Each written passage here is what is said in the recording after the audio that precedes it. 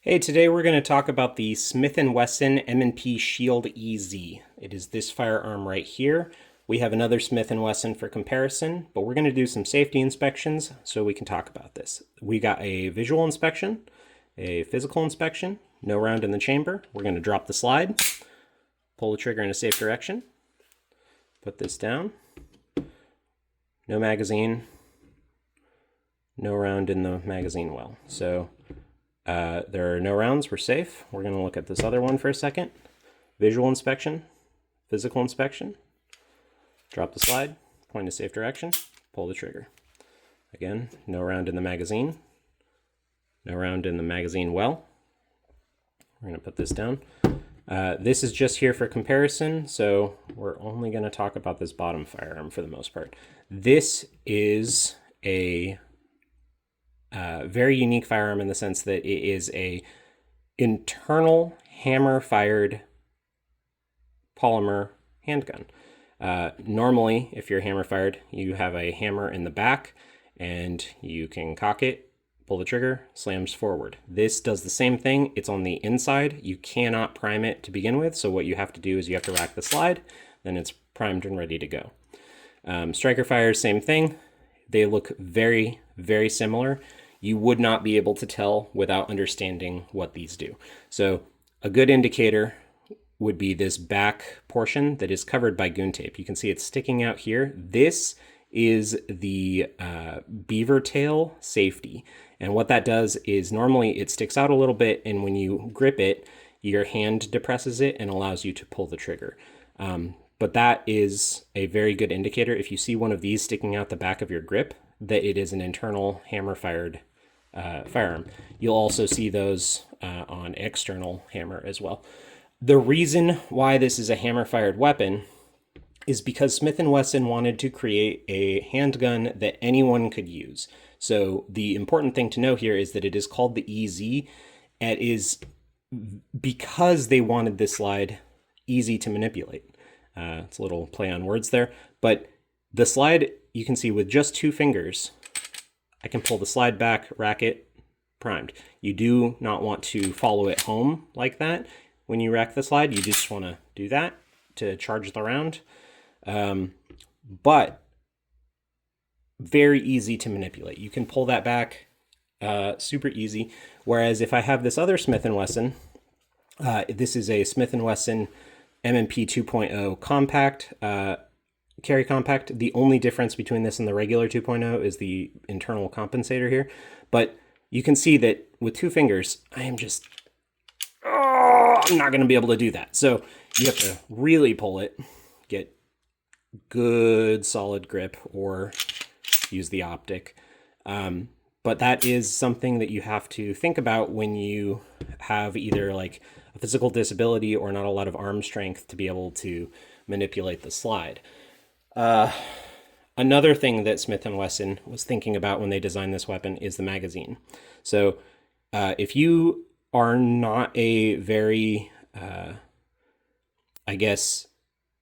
if you don't go to the range a lot and you don't practice loading magazines a lot, it can be really tedious and very difficult to load lots of magazines. And once you get down to the last round, so this holds 8 rounds, once you get down to that 8th round, it can be very hard to press a round into the magazine.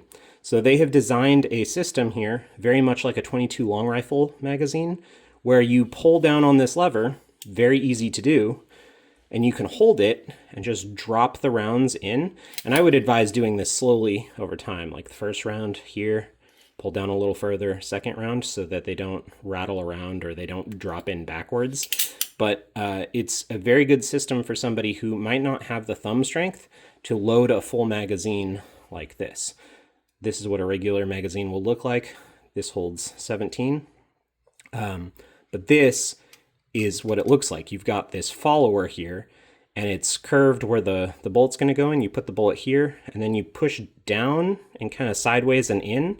And as you push rounds in, the follower is going to go down on its own. But it is under tension the entire time you're doing it. You don't have anything to hold that round down. So Smith & Wesson thought, how can we get people who have a hard time loading magazines to have an easier time? They came up with it. It's this. So The downside to a firearm like this, there are two that I can think of here. So it works great, it's reliable, shoots well, easy slide, easy magazine, but the Smith & Wesson EZ does not come with an optics plate. So if you do want to use an optic, you have to get something like this outer impact optics plate, and it attaches to where the back slide used to be. So you remove the, or not the back slide, the back sights on the slide. So you remove the back sights, and then you screw this down. And then this comes with a bunch of holes that match a bunch of different optics. This is a Holosun 407K, which fits, and this optic doesn't have any contact at all with the screws down into the slide. It's just this optics plate holding it on. So once it's attached, and as long as you can get it firmly attached, it's not going anywhere, this is a good option for optics. It's going to be a little higher than you would normally want it, but again, you know, that small distance isn't going to make up a lot of inaccuracy for you. So the other downside is that it doesn't have that plate, but it also doesn't have a high capacity. The maximum that you're going to get is this 8-round single stack magazine. You can see how thin this is compared to a double stack. Double stacks look like this, and the way they get this to work, if you're not familiar with double stack magazines, is they kind of zigzag all the way down. And so you've got two, and then it feeds up into this funnel shape, which allows you to release one into the chamber. So that's how double stack is, but you're stuck with this single stack magazine. You can get extender plates that will give you 1 or 2 extra rounds. I've heard that the 2 extra round extender plates are not particularly good, and sometimes you can't even get the 10th round in. So I would advise sticking with 1 if you are going to do that, or just sticking with your 8 rounds. That having been said, Smith & Wesson has made another firearm called the Equalizer, and it is in the same vein as this EZ model. This slide system, in other words, is the same exact slide system on the Equalizer, where you've got the EZ rack, you've got the internal hammer fire, but the main difference is that it comes optic cut and it fits 15 rounds in the magazine. So you've essentially got a larger capacity, more feature firearm that is based off of this firearm. I'm pretty sure the trigger's the same. I'm pretty sure the slide's the same. Same Picatinny underbarrel rail, same magazine, same beaver tail, everything. I have not fired an Equalizer. I haven't really even had my hands on one, so I cannot tell you if the reliability between this firearm and the Equalizer are the same. What I can tell you is that you would be extremely happy with this as long as you're content with the lower capacity rounds. The sights come great. Even without a red dot, you're going to be able to hit just fine. My girlfriend did want a red dot. It is easier to learn to use a red dot than the iron sights.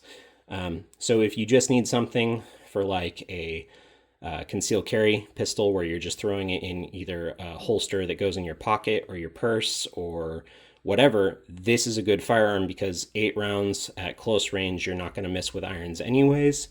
But if you do want to get used to some longer range shots, I do advise an optic, which means you might need to get something like this. So that is my review on the M&P Shield EZ. If you have any questions that I didn't answer in the video, just drop a comment. I'll reply. Thanks for watching.